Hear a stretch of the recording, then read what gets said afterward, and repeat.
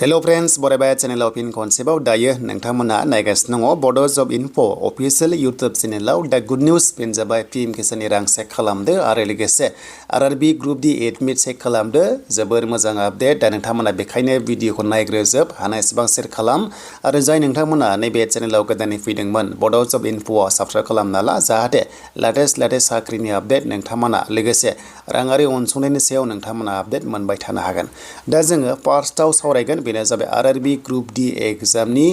exam date फैबाय गोदान हिसाबै दाखालि जोंहा एसे पस्टपन जादोंमोन माखासे केसनि थाखाय दा देरहानानै आरआरबीआ तो गोदान एग्जाम डेट फोसावबाय दा बेखायनो जों अफिशियल नटिसखौ नायनोसै दा जों आरआरबीनि गुवाहाटी जनाव फैबाय आरो फैनाय लोगो लोगो नोंथांमोना नैबे फार्स्टनि अपशन बेयावनो क्लिक खालाम मानोना गोदान अफिशियल नटिस रिलिज खालामबाय दा नोंथांमोननि आनजादा अनलाइन एग्जाम जागोन आरो बे आनजादा गुवाहाटीयाव बा गुबुन गुबुन सिटियाव जागोन बेखायनो एग्जाम डेट्स गोदान फैबाय नै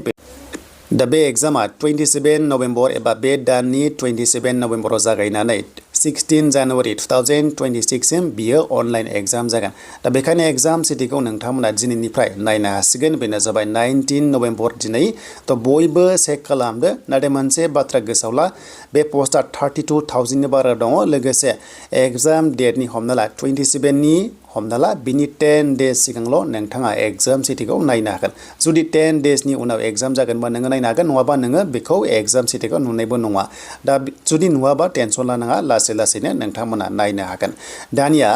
आरोबाव एग्जाम डेटखौ नों नुनाय लोगो लोगो बेनिफ्राय सानब्रै उनावल' माने एडमिट कार्ड नोंथांमोना डाउनलड खालामनानै लानो हागोन दा जायखिजाया ग्रुप डी एग्जाम डेटआ फैबाय फोसावबाय बेनो जाबाय 27 नभेम्बर बे दाननि तो बयबो मोजाङै फरायखादो आरो एग्जामखौ मोजां 17 नभेम्बरमोन नाथाय माखासे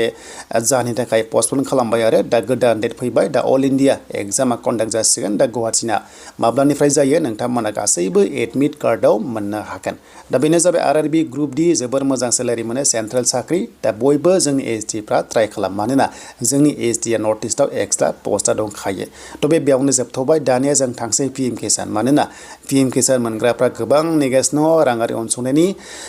आपडेट मा टाइमाव मोनगोन गासैबो टाइमखौ नोंथांमोना लाइभ प्रुफ दिन्थिगोन बेनो जाबाय बड' जब इनफो यूट्यूब चैनलाव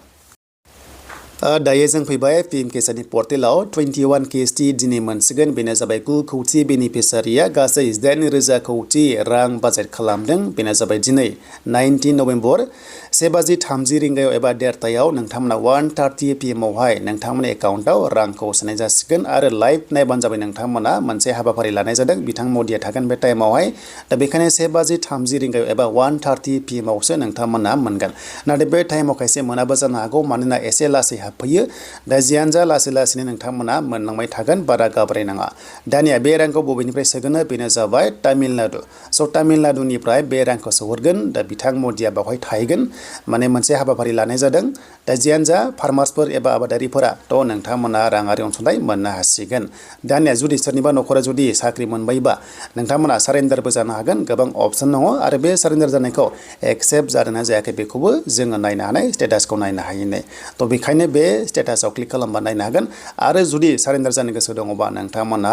बावहाय क्लिक खालामनाय लोगो लोगो पीएम किसाननि रांखौ नांला होनानै ओटिपि बेसिसाव जाय मबाइल नाम्बारा लिंक दङ बे ओटिपि थांनानै बावहाय एप्रुभ खालामनाय लोगो लोगोनो बियो बन्द जागोन बा क्ल'ज जागोन आरो एकाउन्टआ एबा रांखौहाय मोननाय नङा दा बेनो बे टाइमनि जायखिजाया गुड निउसआ बेनो RRB group D exam date फैबाय प्लास पीएम किसाननि रांखौ दिनै मोनसिगोन बेनो जाबाय आबादारिफोरा दा बयनिसिमबो गोजोननाय जासिहरबाय जाहाथे रांखौ लायो आरो लोगोसे बख'ना लायो आरो एग्जामखौ जाहाथे मोजां साख्रि होयो आरो दा बावैनो आसाम पुलिस कनस्टेबल एप्लाइ लिंकआ एक्टिभ जाथारसिगोन